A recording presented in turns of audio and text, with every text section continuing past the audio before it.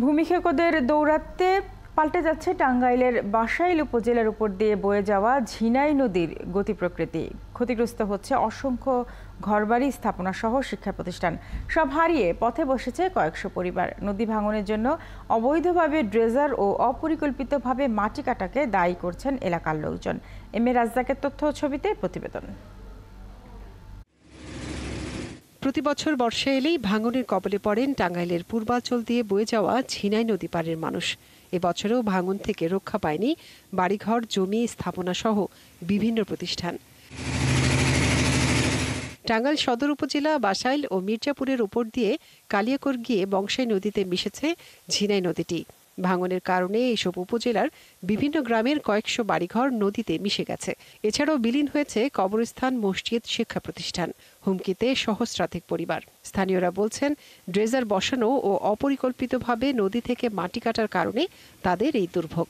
কাপড় চোপড় তো শুনলো না, বুঝতে পারতে বিশ্বাস না করুন, দেখেছেন ব্যাগ পানিতে পড়ছে, 2-4টা গাছও পড়ছে, 50টা বাড়ি ভাঙা হয়ে গেছে, গাছ বাগান সব কিছু, কত বাগান, কলা গাছ, মলা গাছ সব কিছু, কিছু নেই। এখানে ড্রেজার করা হয়েছে, এই যে পশ্চিম সাইডে, নদীর পশ্চিম সাইডে ড্রেজার করা হয়েছে। ড্রেজার মেশিন যদি এই জায়গায় না বহাইতো স্যার, তাহলে আজকে আমাদের এই বাড়িঘর স্থানীয় জনপ্রতিনিধি বলছেন, ভাঙন রোধে পানি উন্নয়ন বোর্ড সহ নানা দপ্তরে ছুটে বেড়াচ্ছেন। কর্মকর্তারা আশ্বাস দিলেও দ্রুত পদক্ষেপ না নিলে দুর্ভোগ আরও বাড়বে বলেন তিনি। বিভিন্ন পয়েন্টে যদি এই মুহূর্তে প্রোটেকশনের ব্যবস্থা না করা হয় তাহলে কিন্তু অনেক ক্ষতিগ্রস্ত হবে। বিশেষ করে এই বেড়িবাঁধটা যদি ভেঙে যায় তাহলে আমাদের হাবলা ইউনিয়ন, কাশী ইউনিয়নের অধিকাংশ জমিতে কিন্তু বালি উঠে আমাদের হাজার হাজার একর ফসলি জমি বিনষ্ট হয়ে যাবে। এদিকে ভাঙন প্রতিরোধে নানা পরিকল্পনা রয়েছে জানিয়েছে পানি উন্নয়ন বোর্ড।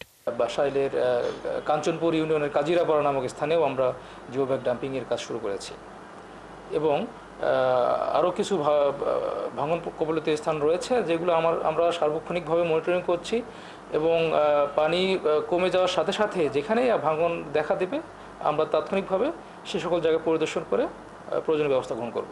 ঝিনাই নদীর দুই পাড়ের প্রায় 30 কিলোমিটার এলাকার কয়েক হাজার পরিবারের এখন রাত দিন কাটছে ভাঙন আতঙ্কে।